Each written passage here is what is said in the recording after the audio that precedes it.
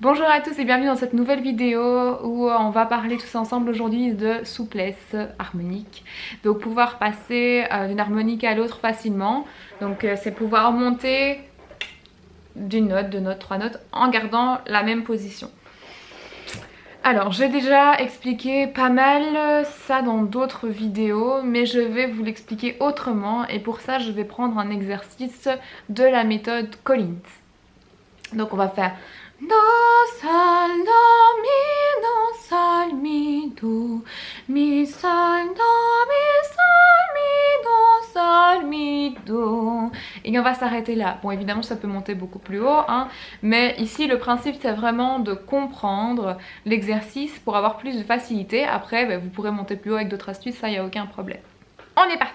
Pour commencer, petite explication. Je vais vous mettre un petit dessin en bas de la vidéo après, avec une portée qui va vous expliquer note par note comment procéder pour avoir plus facile. D'abord, je vais vous expliquer un petit peu mes dessins. Donc, vous allez avoir trois sortes de ronds qui vont correspondre à la forme de votre noyau et à la grandeur de ce noyau, d'accord? Donc le noyau, c'est le petit trou par lequel l'air va passer. Si vous allez dans les plus aigus, il va être plus petit. Si vous allez dans les plus graves, il va être plus grand. Ça va dépendre aussi de la pression. Mais bon, bref. En bref, nous avons le grand noyau qui va être utilisé entre le Do grave et le Do médium. Entre ces deux notes-là, donc Do, Sol, Do, vous n'allez pas changer la position de votre noyau. C'est important pour la suite.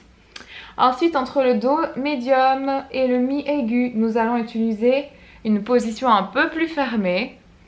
Et puis nous allons passer sur le Sol aigu avec une position de noyau encore plus fermée. Plus vous montez dans l'aigu, plus vous devez le réduire. Mais là, c'est juste pour vous expliquer un petit peu les dessins que vous allez retrouver par la suite. Deuxième dessin, donc qui va venir avec l'autre et la portée. Vous allez avoir des lignes. Les lignes, elles vont correspondre à la pression et la vitesse d'air que vous allez devoir mettre pour atteindre votre note. Donc ça va faire non, sol, do, mi, sol, do, mi, etc. jusqu'au do grave.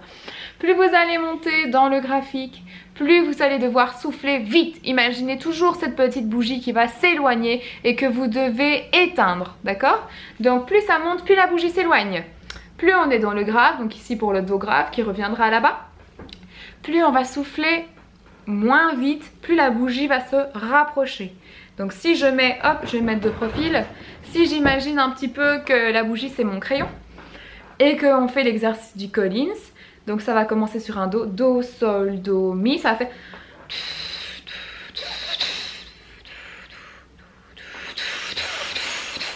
etc. D'accord? Là je l'ai fait avec une articulation pour que vous entendiez mieux l'air, mais sinon ça doit vraiment être très continu.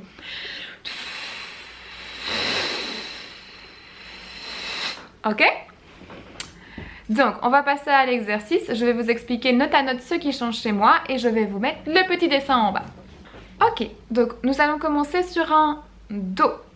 Donc, j'ai expliqué tout à l'heure que nous allons avoir différentes harmoniques. Il y a le Do grave, le Sol, le Do médium, le Mi aigu et le Sol. Nous allons donc utiliser pour cet exercice 5 pressions différentes. On va utiliser les 5 niveaux. Imaginez que votre pression maximale ici soit sur un niveau 5, d'accord? Donc si je vais vous dire d'utiliser un niveau 1, la bougie sera ici, niveau 2, la bougie sera là, niveau 3 plus loin, 4 plus loin, 5 plus loin. Et le 5, donc la bougie elle sera le plus loin, ce sera le Sol aigu, d'accord? Pour faire le Do médium, nous allons donc utiliser une pression ou une vitesse d'air de 3. Attention, c'est très imagé, c'est juste pour vous expliquer un petit peu et que vous compreniez mieux si vous avez des difficultés. Donc, on imagine la pression niveau 3, donc plus ou moins la moitié de la pression que vous pouvez donner, d'accord? Et vous allez utiliser la position de base, donc le noyau le plus grand sur les 3 que nous allons utiliser. On y va? Ok, ensuite nous allons passer au Sol. On va vraiment faire note par note et après on fera l'exercice et vous aurez le dessin, donc vous n'aurez plus qu'à suivre. Le Sol, vous allez garder la même position de lèvres, le même noyau. Par contre, vous allez rapprocher la bougie, vous allez passer en pression niveau 2 et plus niveau 3. Ok, Nous allons faire maintenant, donc c'est Do, Sol, Do, Mi. Nous allons revenir au Do médium, donc nous repassons au niveau 3 avec la même position. Attention, nous allons passer au Mi. Donc pour ça, il faut changer deux choses. Repousser la bougie et en plus réduire le noyau. On revient au Do, donc on repasse niveau 3 et on ragrandit le noyau pour être en position de départ. Si vous êtes un petit peu perdu, soit vous reprenez au début, soit vous essayez quand même de comprendre, accrochez-vous jusqu'à la fin et vous allez voir que quand on va passer de l'un à l'autre, ça va vous sembler plus cohérent, mais on essaie vraiment de faire étape par étape pour essayer de vous aider au mieux. Donc là on revient sur un Do, on était sur un Mi, donc on passe d'un niveau 4 à un niveau 3 et on revient à la position initiale. On a donc Do, Sol, Do, Mi, Do. On descend au sol. Position initiale, noyau le plus grand de ce qu'on a vu pour l'instant, avec un niveau 2, niveau pression. Alors là, c'est la seule note qui va changer. On va passer sur un Mi. C'est la seule note qui nécessite des pistons. Hop, on utilise une pression entre le niveau 1 et le niveau 2 et on appuie sur un Mi, donc le piston 1 et 2. On y va. Toujours position de base des lèvres. On passe sur le Do grave qui va être avec l'ouverture de tout l'octave, hein, donc la position de base avec un niveau de pression 1. Donc vraiment, on ne va pas souffler vite. Il faut quand même souffler, il faut toujours maintenir, mais on souffle moins vite que pour le sol.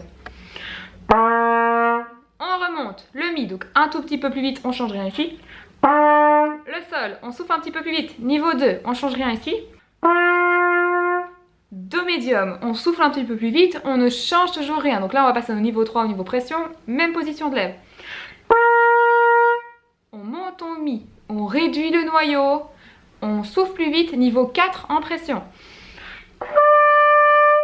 Ok, là ça va être la note la plus haute de l'exercice, donc on passe niveau 5 de pression et on réduit encore un petit peu le noyau. Attention, il n'y a que la lèvre du bas qui va bouger, qui va soit rentrer, soit se recoller sur les côtés. Donc ça, j'aurai une autre vidéo qui va vous expliquer ça si jamais ça ne va pas. Et donc on souffle. Et puis on descend. On réouvre légèrement le noyau. On souffle niveau 4 et pas niveau 5. Ensuite le Do. On revient en position initiale. On souffle avec une pression niveau 3. Toujours la même position. On souffle moins vite. Niveau 2 pour le sol. Niveau 1 pour le Do grave, toujours même position. Et là, on a décortiqué chaque note de l'exercice. Si vous arrivez à faire chaque note de l'exercice, vous allez passer du coup à l'étape 2, c'est-à-dire le faire complètement et en essayant de lier. On va d'abord le faire une fois en détaché parce que c'est quand même bien plus simple. Donc on va faire l'exercice ensemble. Suivez bien le petit graphique et en dessous vous avez les ouvertures au niveau de mon noyau. Nous ça va faire 3. Okay.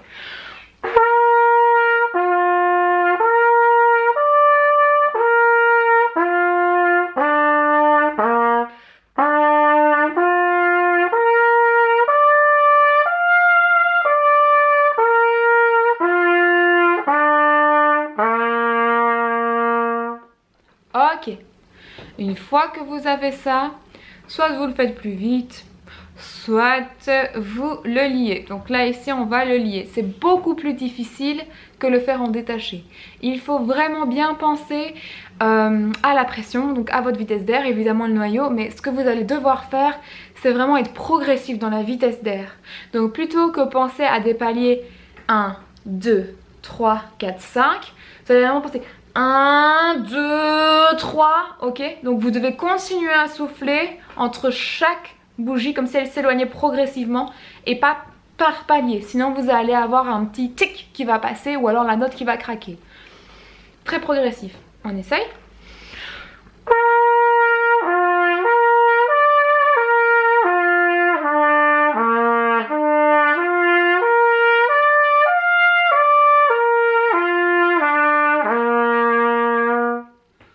Ok, alors c'est difficile, si vous avez réussi c'est excellent, si pas vous pouvez le faire moins vite. C'est un exercice qui va vous demander quand même pas mal d'heure. Si vous êtes débutant et que vous n'avez pas le sol aigu, arrêtez-vous au mi aigu et faites le même principe. Pensez à votre noyau, donc la lèvre inférieure qui rentre ou qui ressort, et à vos différents paliers de pression. Faites-le en détaché, et une fois que ça fonctionne en détaché, essayez de le faire en lié. Pensez toujours que quand vous allez vers l'aigu, la note qui précède va vous servir de tremplin. Donc si vous avez le mi sol par exemple, si votre mi est fermé, vous n'allez pas pouvoir atteindre votre sol. Donc concentrez-vous sur votre mi. Surtout n'ayez pas peur de l'aigu. Dites-vous que vous en êtes capable. Débloquez ici, ne resserrez pas votre gorge. Penchez toujours à l'air chaud. Soufflez sur la vitre, faire de la buée, ça va vous aider, d'accord? Mais ne sous-estimez pas l'importance de la note qui précède la note qui vous fait peur de base, même si elle ne devrait pas. C'est ça qui va vous aider, hop, à vous pousser vers celle-là. Si vous avez du mal à atteindre votre sol, mais que pourtant votre mi est bien positionné, qui ressort bien, etc., pensez à utiliser la langue entre votre mi et votre sol. C'est-à-dire, votre langue sera en position normale sur votre mi, et sur le sol, vous allez venir remonter cette partie-ci de votre langue vers le haut.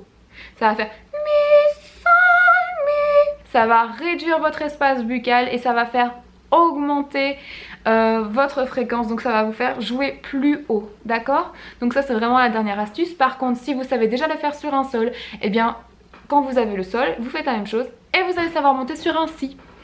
Alors dites-moi si ça vous a aidé et si ça vous intéresse le fait que je décortique comme ça vraiment de A à Z un exercice technique. Si vous avez des questions, posez-les en commentaire, je suis là pour ça. En plus, je n'enseigne plus la trompette dans la vie de tous les jours, donc ça me fait bien plaisir de pouvoir vous aider.